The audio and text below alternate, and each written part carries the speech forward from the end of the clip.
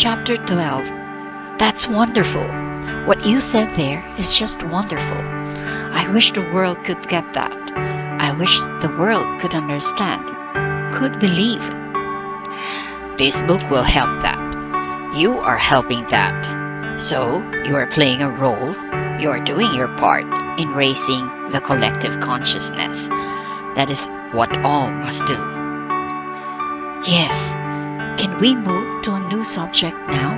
I think it's important that we talk about this attitude, this idea of things, which you said a while back that you wanted to fairly present. The attitude to which I am referring is this attitude held by many people, that the poor have been given enough, that we must stop taxing the rich, penalizing them, in effect for working hard and making it to provide even more for the poor. These people believe that the poor are poor basically because they want to be. Many don't even attempt to pull themselves up. They would rather suckle at the government than assume responsibility for themselves. There are many people who believe that redistribution of the wealth, sharing, is a socialistic evil. They cite the Communist Manifesto, from each according to his ability to each according to his need, as evidence of the satanic origin of the idea of ensuring the basic human dignity of all through the efforts of everyone. These people believe in every man for himself. If they are told that this concept is cold and heartless, they take refuge in the statement that opportunity knocks at the door of everyone equally. They claim that no man operates under an inherent disadvantage, that if they could make it, everybody can, and if someone doesn't, it's his own damn fault. You feel that is an arrogant thought, rooted in ungratefulness. Yes, but what do you feel? I have no judgment in the matter. It is simply a thought. There is only one question of any relevance regarding this or any other thought. Does it serve you to hold that? In terms of who you are and who you seek to be, does that thought serve you? Looking at the world, that is the question people have to ask. Does it serve us to hold this thought? I observe this. There are people, indeed, entire groups of people who have been born into what you call disadvantage. This is observably true. This is also true at a very high metaphysical level. No one is disadvantaged, for each soul creates for itself the exact people, events and circumstances needed to accomplish what it wishes to accomplish. You choose everything, your parents, your country of birth, all the circumstances surrounding your re-entry. Similarly, throughout the days and times of your life, you continue to choose and to create people, events and circumstances designed to bring you the exact, right and perfect opportunities you now desire in order to know yourself as you truly are. In other words, no one is disadvantaged, given what the soul wishes to accomplish. For example, the soul may wish to work with a handicapped body or a repressive society or under enormous political or economic constraints in order to produce the conditions needed to accomplish what it has set out to do. So we see people do face disadvantages in the physical sense, but that sense are actually the right and perfect conditions metaphysically. As a practical matter, what does that mean to us? Should we offer help to the disadvantaged, or simply that, in truth, they are just where they want to be and thus allow them to work out their own karma? That's very good, and a very important question. Remember first that everything you think, say, and do is a reflection of what you've decided about yourself, a statement of who you are, an act of creation in your deciding who you want to be. I keep turning to that. I keep returning to that because that is the only thing you are doing here. That is what you are up to. There is nothing else going on, no other agenda for the soul. You are seeking to be and to experience who you really are, and to create that. You are creating yourself anew in every moment of now. Now, within that context, when you come across a person who appears, in relative terms as observed within your world, to be disadvantaged, the first question you have to ask is, who am I and who do I choose to be in relationship to that? In other words, the first question when you encounter any other circumstance should always be, what do I want here? Did you hear that? Your first question always must be, what do I want here? Not, what does the other person want here? That's the most fascinating insight I have ever received about the way to proceed in human relationships. It also runs against everything I've ever been taught. I know, but the reason your relationships are in such a mess is that you're always trying to figure out what the other person wants and what the other person want instead of what you truly want. Then you have to decide whether to give it to them. And here is how you decide. You decide by taking a look at what you may want from them. If there's nothing you think you want from them, your first reason for giving them what they want disappears. And so, you very seldom do. If, on the other hand, you see that there is something you want or may want from them, then your self-survival mode kicks in and you try to give them what they want. Then you resent it, especially if the other person doesn't eventually give you what you want. In this game of I'll trade you set up a very delicate balance. You meet my needs and I'll meet yours. Yet the purpose of all human relationships, relationships between nations, as well as relationships between individuals, has nothing to do with any of this. The purpose of your holy relationship with every other person, place, or thing is not to figure out what they want or need, but what you require or desire in order to grow, in order to be who you want to be. That is why I created relationship to other things. If it weren't for this, you could have continued to live in a vacuum, a void, the eternal allness whence you came. Yet in all the allness, you simply are and cannot experience your awareness as anything in particular because in the allness there is nothing you are not.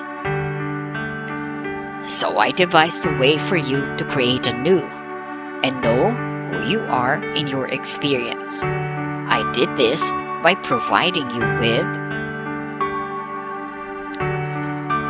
1. Relativity, a system wherein you could exist as a thing in relationship to something else. 2.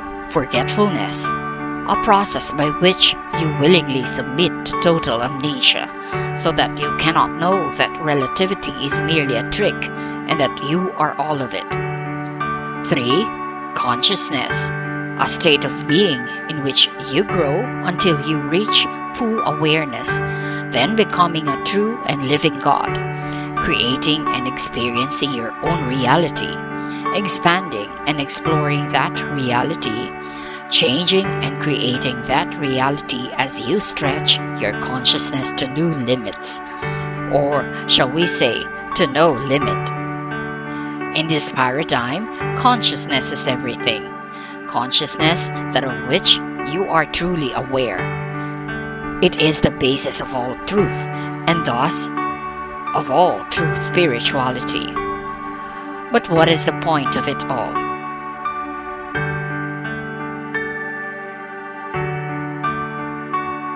Yes, but what is the point of it all? First, you make us forget who we are so that we can remember who we are? Not quite. So that you can create who you are and who you want to be. This is the act of God being God. It is me being me through you. This is the point of all life.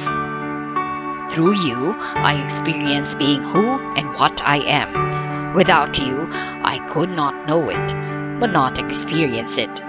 Knowing and experiencing are two different things. I'll choose experiencing every time. Indeed, I do, through you. I seem to have lost the original question here. Well, it's hard to keep God on one subject. I'm kind of expansive. Let's see if we can get back. Oh yes, what to do about the less fortunate.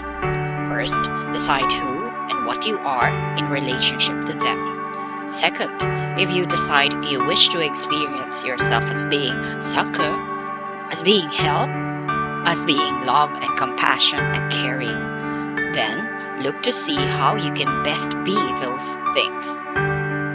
And notice that your ability to be those things has nothing to do with what others are being or doing.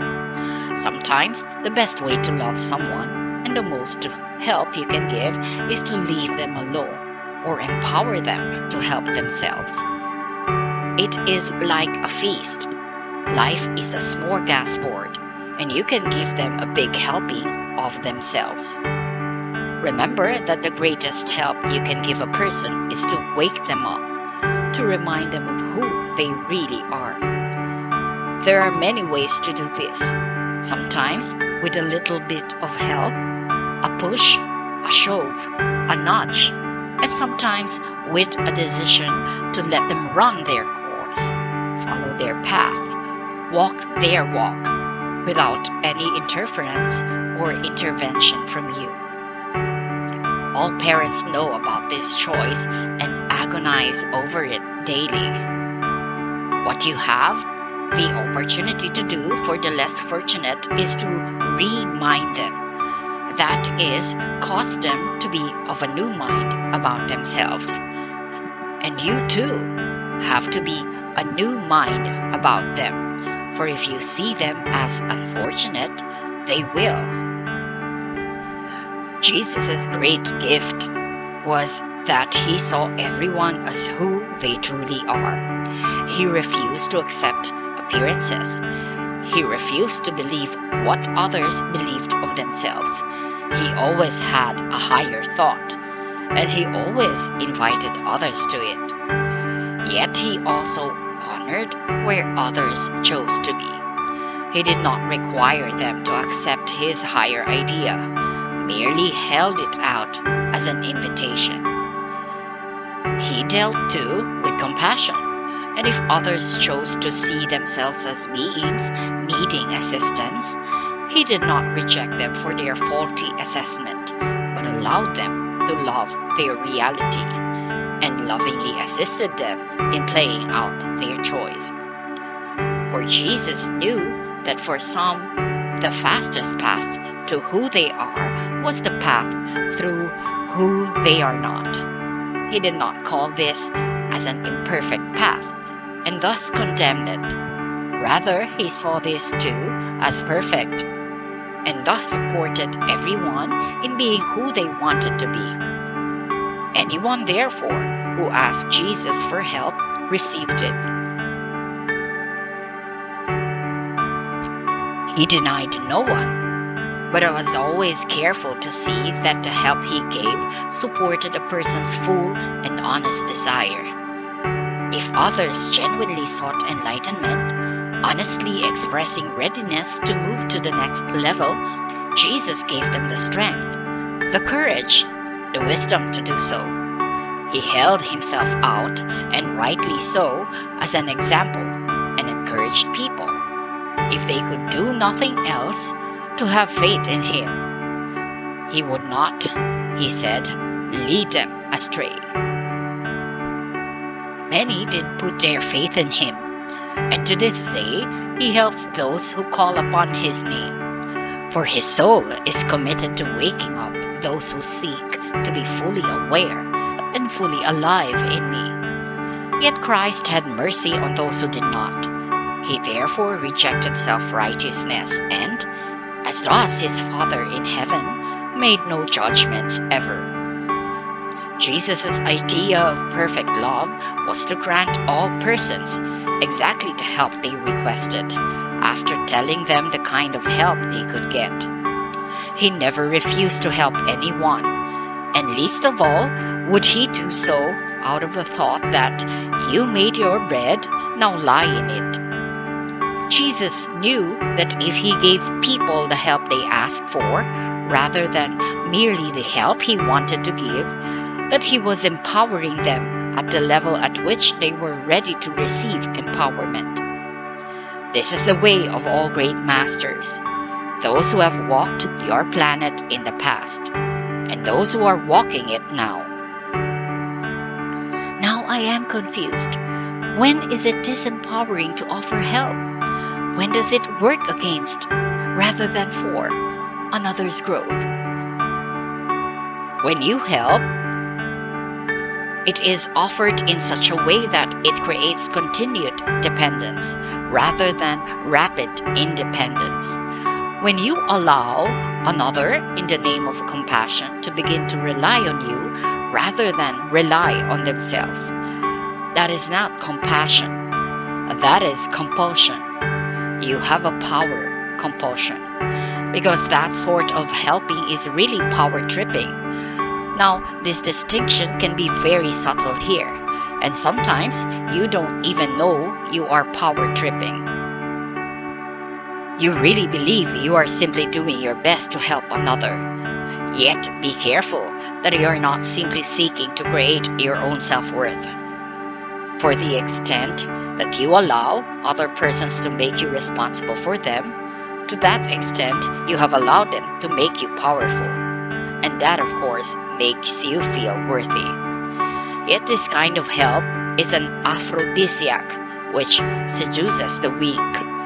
The goal is to help the weak grow strong, not to let the weak become weaker. This is the problem with many government assistance programs, for they often do the latter rather than the former. Government programs can be self-perpetuating. Their objective can be every bit as much to justify their existence as to help those they are meant to assist. If there were a limit to all government assistance, people would be helped when they genuinely need help, but could not become addicted to that help, substituting it for their own self-reliance. Governments understand that help is power. That is why governments offer as much help to as many people as they can to get away with. For the more people government helps, the more people help the government.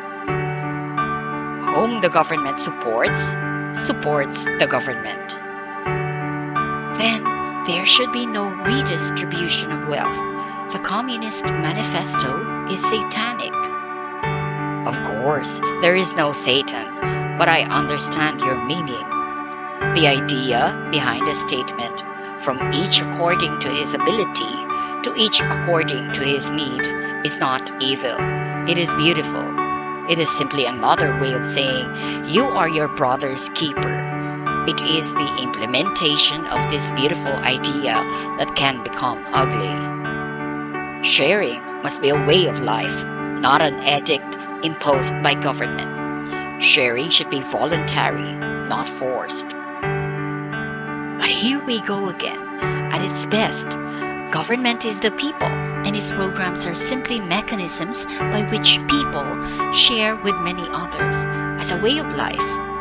And I would argue that people, collectively, through their political systems, have chosen to do so because people have observed, and history has shown, that the haves do not share, with the have-nots.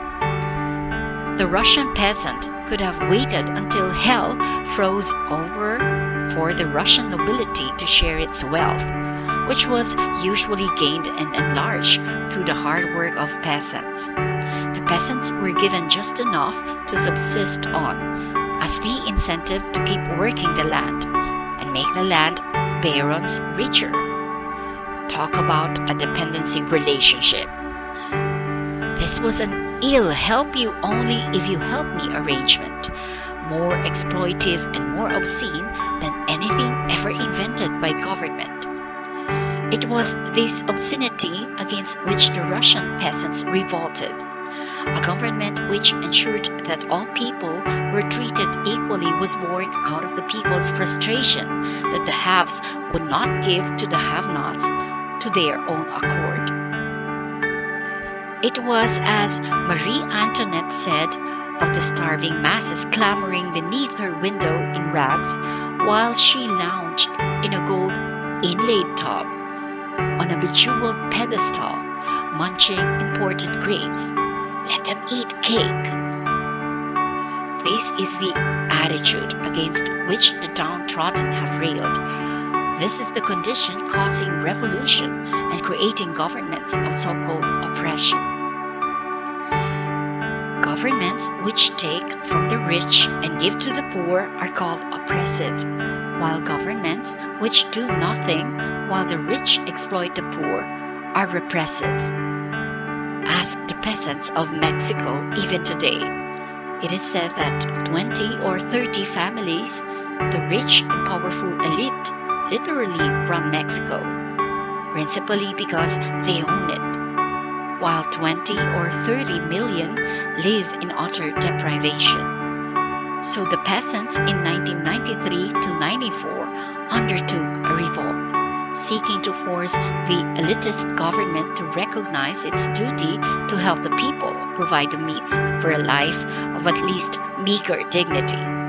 There is a difference between elitist governments and governments of, by, and for the people.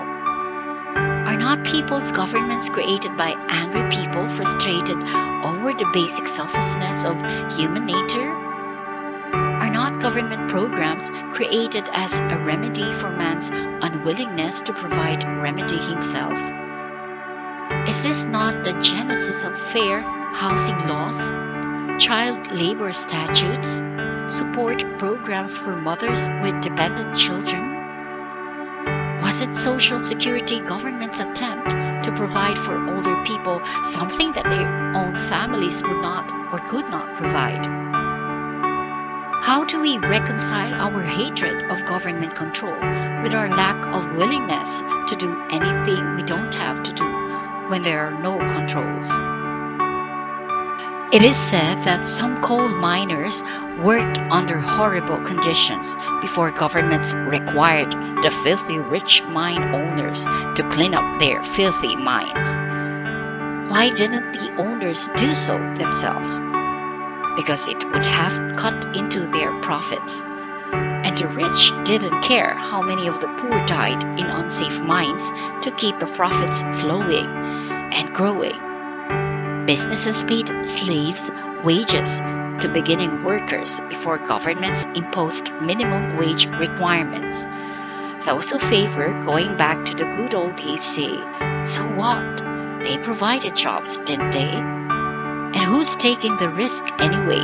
The worker? No. The investor, the worker, takes all the risks, so to him should go the biggest reward. Anyone who thinks that the workers on whose labors the owners depend should be treated with dignity is called a communist. Anyone who thinks that a person should not be denied housing because of skin color is called a socialist. Anyone who thinks that a woman should not be denied employment opportunities or promotion simply because she is the wrong sex is called a radical feminist. And when governments, through their elected representatives, move to resolve these problems that people of power in society steadfastly refuse to solve themselves, those governments are called oppressive. never by the people they help incidentally, only by people who refuse to provide the help themselves. Nowhere is this more evident than in healthcare. In 1992, an American president and his wife decided it was unfair and inappropriate for millions of Americans to have no access to preventive health care. That notion started a healthcare debate which catapulted even the medical profession and the insurance industry into the fray. The real question is not whose solution was better, the plan proposed by the administration or the plan proposed by private industry. The real question is, why didn't private industry propose its own solution long ago? I'll tell you why. Because it didn't have to. No one was complaining. And the industry was driven by profits. Profits, profits, profits. My point, therefore, is this. We can rail and cry and complain all we want. The plain truth is, governments provide solutions when the private sector won't. We can also claim that governments are doing what they are doing against the wishes of the people. But so long as people control the government, as they do to a large extent in the United States, the government will continue to produce and require solutions to social ills because the majority of the people are not rich and powerful and therefore legislate for themselves what society will not give them voluntarily. Only in countries where the majority of the people do not control the government does government do little or nothing about inequities. So then, the problem, how much government is too much government? And how much is too little? And where and how do we strike the balance? Phew, I've never seen you go on like this. That's as long as you've held the floor in either of our two books. Well, you said this book was going to address some of the larger global problems facing the family of man. I think I've laid out a big one. Eloquently, yes. Everyone from Toynbee to Jefferson to Marx has been trying to solve it for hundreds of years. Okay, what's your solution? We are going to have to go backwards here. We're going to have to go over some old ground. Go ahead, maybe I need to hear it twice. Then we'll start with the fact that I have no solution. And that is because I see none of this as problematical. It is just what it is. And I have no preferences regarding that. I am merely describing here what is observable, what anyone can plainly see. Okay, you have no solution, and you have no preference. Can you offer me an observation? I observed that the world has yet to come up with a system of government which provides a total solution, although the government in the United States has come the closest so far. The difficulty is that goodness and fairness are moral issues, not political ones. Government is the human attempt to mandate goodness and ensure fairness. Yet there is only one place where goodness is born, and that is the human heart. There is only one place where fairness can be conceptualized, and that is in the human mind. There is only one place where love can be experienced truly, and that is in the human soul. Because the human soul is love. You cannot legislate morality. You cannot pass a law saying, love each other. We are now going around in circles, as we have covered all of this before. Still, the discussion is good, so keep plugging away at it. Even if we cover the same ground, twice or three times, that is okay. The attempt here is to get to the bottom of it. See how you want to create it now. Well, then, I'll ask the same question I asked before. Aren't all laws simply man's attempt to codify moral concepts? Is not legislation simply our combined agreement as to what is right and wrong? Yes, and certain civil laws, rules, and regulations are required in your primitive society. You understand that in non primitive societies, such laws are unnecessary. All beings regulate themselves. In your society, you are still confronted with some very elementary questions. Shall you stop at the street corner before proceeding? Shall you buy and sell according to certain items? Will there be any restrictions on how you behave with one another? But truly, even these basic laws, prohibitions against murdering, damaging, cheating, or even running a red light shouldn't be needed and wouldn't be needed if all people everywhere simply followed the laws of love. That is God's law. What is needed is a growth in consciousness and not a growth of government. You mean if we just followed the Ten Commandments, we'd be alright? There's no such thing as the Ten Commandments. See Book 1 for a complete discussion of this. God's law is no law. This is something you cannot understand. I require nothing. Many people cannot believe your last statement. Have them read Book 1. It completely explains this. Is that what you are suggesting for this world? Complete anarchy? I am suggesting nothing. I am merely observing what works. I'm telling you what is observably so. And no, I do not observe that anarchy, the absence of governance, rules, regulations, or limitations of any kind would work. Such an arrangement is only practical with advanced beings, which I do not observe human beings to be.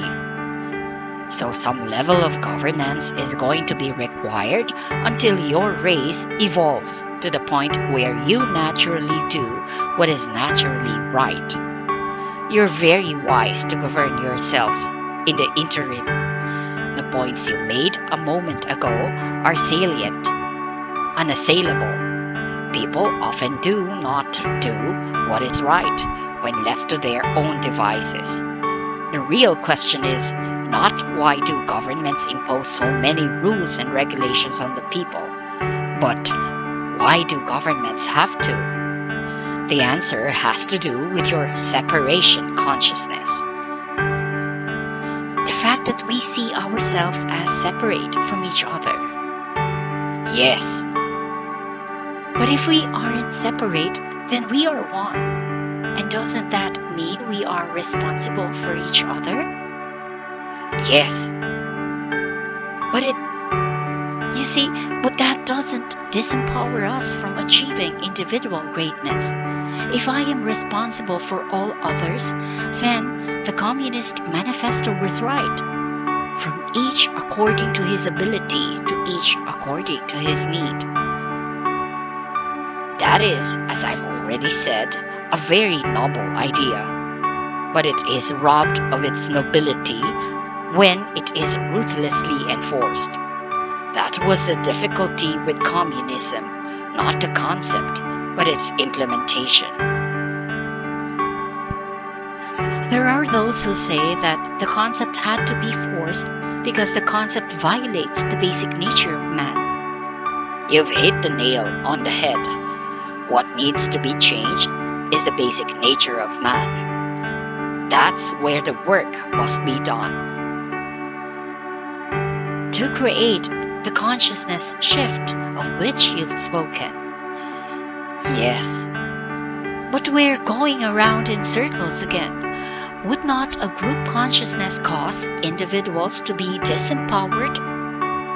Let's look at it If every person on the planet had basic needs met, if the mass of the people could live in dignity and escape the struggle of simple survival, would this not open the way for all humankind to engage in more noble pursuits? Would individual greatness really be suppressed if individual survival were guaranteed? Must universal dignity be sacrificed to individual glory? What kind of glory is obtained when it is achieved at the expense of another? I have placed more than sufficient resources on your planet to ensure adequate supplies for all. How can it be that thousands starve to death each year? That hundreds go homeless? That millions cry out for simple dignity? The kind of help that would end this is not the kind of help which disempowers. If your well-off say they do not want to help the starving and the homeless because they do not want to disempower them, then your well-off are hypocrites. For no one is truly well-off if they are well-off while others are dying. The evolution of a society is measured by how well it treats the least among its members. As I have said, the challenge is to find the balance between helping people and hurting them. Any guidelines you can offer? An overall guideline might be this: when in doubt, always err on the side of compassion. The test of whether you are helping or hurting. Are your fellow humans enlarged or reduced as a result of your help? Have you made them bigger or smaller? More able or less able? It has been said that if you give everything to individuals, they will be less willing to work for it themselves. Yet, why should they have to work for the simplest dignity? Is there not enough for all? Why should working for it have to do with anything? Isn't basic human dignity a birthright for everyone? If one seeks more than minimum levels, more food, bigger shelters, finer coverings for the body, one can seek to achieve those goals. But ought one have to struggle to even survive on a planet where there is more than enough for everyone? That is the central question facing humankind. The challenge is not to make everyone equal, but to give everyone at least the assurance of basic survival with dignity, so that each may then have the chance to choose what more they want from there. There are those who argue that some don't take the chance, even when it is given to them. And they observe correctly. This raises another question. To those who don't take the opportunities presented to them, do you owe another chance and another? No. If I took that attitude, you would be lost to hell forever. I tell you this. Compassion never ends. Love never stops. Patience never runs out in God's world. Only in the world of man's is goodness limited. In my world, goodness is endless. Even if we don't deserve it, you always deserve it. Even if we throw your goodness back in your face, especially if you do. If a man slaps you on the right cheek, turn and offer him your left. And if a man asks you to go on 1 mile with him, go with him twice. When you throw my goodness back in my face, which by the way, the human race has done to God for millennia, I see that you are merely mistaken. You do not know what is in your best interest. I have compassion because your mistakes is based not in evil, but in ignorance. But some people are basically evil. Some people are intrinsically bad. Who told you that? It is my observation. Then you cannot see straight. I have said, and I have said it to you before, no one does anything evil, given his model of the world. Put another way, all are doing the best they can at any given moment. All actions of everyone depend on the data at hand. I have said before, consciousness is everything. Of what are you aware? What do you know? But when people attack us, hurt us, damage us, even kill us for their own needs, is that not evil? I have told you before, all attack is a call for help. No one truly desires to hurt another. Those who do it, including your own governments, by the way, do it out of a misplaced idea that is the only way to get something they want. I've already outlined in this book the higher solution to this problem. Simply want nothing. Have preferences but no needs. Yet this is a very high state of being. It is the place of masters.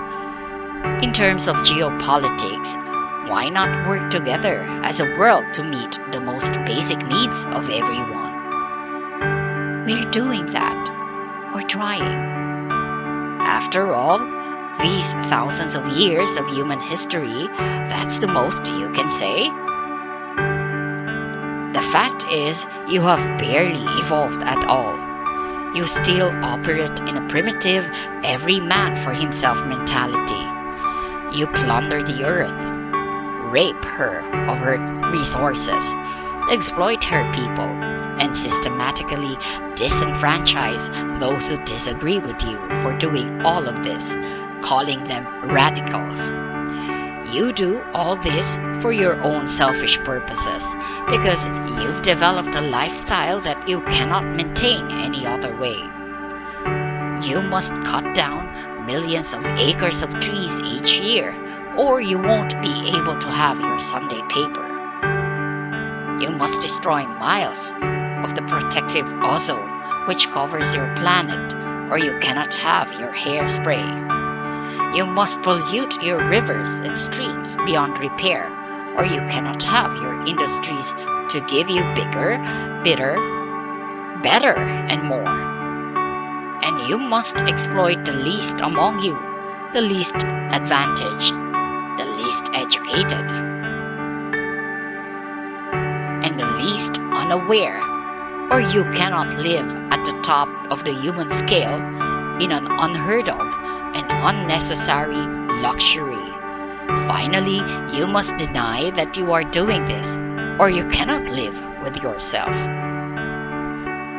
You cannot find it in your heart to live simply so that others may simply live. That bumper sticker wisdom is too simple for you. It is too much to ask, too much to give. After all, you've worked so hard for what you've got. You ain't giving up, none of it. And if the rest of the human race, to say nothing of your own children's children, have to suffer for it. Tough bananas, right? You did what you had to do to survive, to make it. They can do the same. After all, it is every man for himself, is it not? Is there any way out of this mess? Yes, shall I say it again? A shift of consciousness. You cannot solve the problems which plague humankind through governmental actions or by political means. You have been trying that for thousands of years. The change that must be made can be made only in the hearts of men. Can you put the change that must be made into one sentence? Several times. You must stop seeing God as separate from you, and you as separate from each other. The only solution to the ultimate truth: nothing exists in the universe that is separate from anything else. Everything is intrinsically connected, irrevocably interdependent, interactive, interwoven into the fabric of all of life. All government, all politics must be based on this truth. All laws must be rooted in it. This is the future hope of your race, the only hope for your planet. How does the law of love you spoke of earlier work? Love gives all and requires nothing. How can we require nothing? If everyone in your race gave all, what would you require? The only reason you require anything is because someone else is holding back. Stop holding back. This could work. I guess this could not work unless we all did at once. Indeed, a global consciousness is what is required. Yet, how will that come about? Somebody has to start. The opportunity here is for you. You can be the source of this new consciousness. You can be the inspiration. Indeed, you must be. I must? Who else is there?